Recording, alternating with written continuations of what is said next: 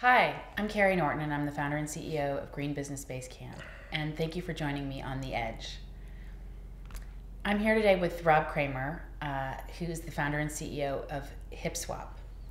And so we're going to dive right into the interview. Thanks for joining me, Rob. Thanks for having me. So tell us about what is HipSwap?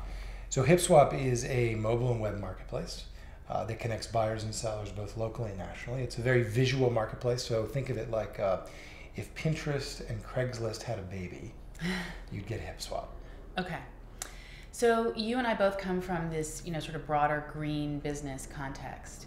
Tell me, is pink the new green? You're referring to our pink logo and our pink truck? Yep. So it's interesting because somehow the logo design, which I actually designed, defaulted to pink. I'm not sure quite how that happened, but it turns out that not only do women respond to it, but men respond to it as well. I think that it's kind of like real men eat quiche. Apparently real men can wear pink too. Fantastic. Yeah. So how does that fit into sort of the broader questions around, where is green today? Where is the green movement? And how does your company fit into that? So, HipSwap really is based on the underlying tenet that we live in a sharing economy, that we have too much stuff, and that this is truly about collaborative consumption, right? Everything that is sold, most everything that is sold on HipSwap is secondhand, pre-loved, we sometimes call it in the fashion space. And so the things that we don't use that are lying in our closets or our garages or our homes, you can put it on HipSwap, just like you could have put it on eBay or Craigslist, etc. But the notion that you have a really great shopping experience to buy and sell stuff, shopping and selling experience, is really what we're trying to drive through. The notion that we can collaboratively consume. That doesn't always have to be about buying new all the time, and that's the basis upon which we built it. So help us understand a little bit the distinction between sort of eBay and HipSwap, for example. So we set out to solve one particular problem on the sell side. My business partner Andrew and I were very frustrated with selling on Craigslist and eBay for various reasons. Primarily because on eBay, there's about 18 steps, 18 hoops to jump through. We said that's too much friction. I've got stuff, I want to get it out of my closet, I want to get it into the marketplace. So on the sell side, we reduced it down to 3 steps. You take a photo, you price it, you title it, you post it here in the marketplace. So that's on the sell side. On the buy side, it's just a much better discovery and search engine. So Craigslist has photos, but it's not particularly visual. Right. Not a great interface, 1996 interface, etc. eBay, kind of the same thing. They've actually done some good work last couple of years in improving their interface, but very cluttered, not very easy to find things.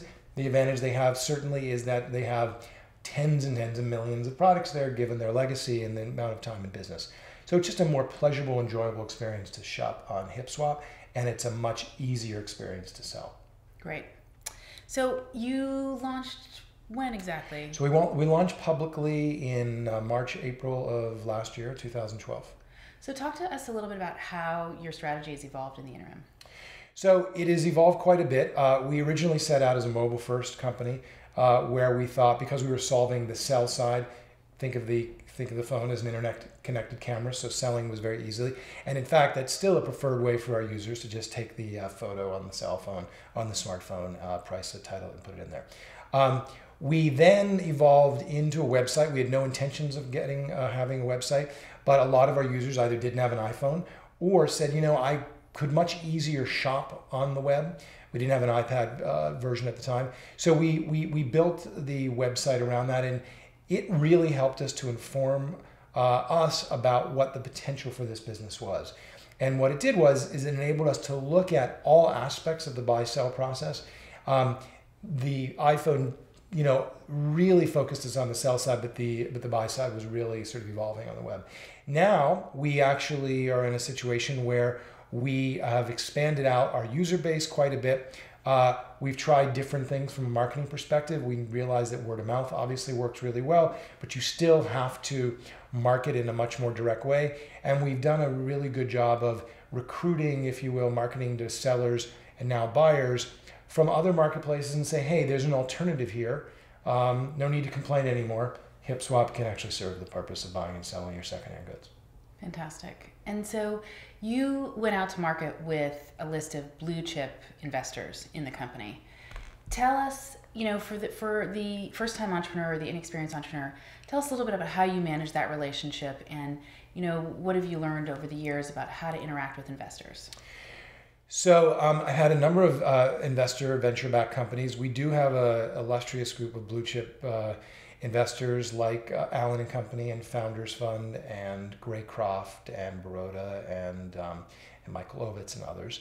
And first of all, they've been amazing. I mean, the most important thing that I could say to an entrepreneur is pay attention to your investors.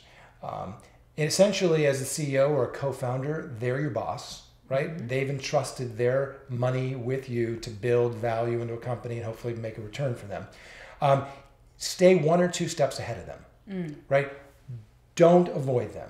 Keep them informed. They're very busy people too, and they will forget about you on a certain level. But if they're thinking about you before you're thinking about them, you're in trouble. So, that's great advice. Yeah. So what, if anything, keeps you up at night? What keeps me up at night is when you're building a mass market where you have to have millions and millions of buyers and sellers, is how to crack the code to sort of tip to the point where you definitely have millions, because eBay has millions of people and that creates a marketplace. So marketplaces are one of the hardest businesses to build. So what keeps me awake at night is figuring out new and inventive ways to actually bring new users, new sellers, and new buyers to the marketplace. And and this is the last question for today, what's the single most important piece of advice that you have to give to an entrepreneur? Get really comfortable with discomfort. Perfect. Make sure that you also remain eternally optimistic, or as Scott Painter from TrueCar once said to me, be a fatal optimist. Yeah. You will go through really depressing times as an entrepreneur. Just know that every entrepreneur goes through that, and you have to weather through it. So you've got to get comfortable with discomfort.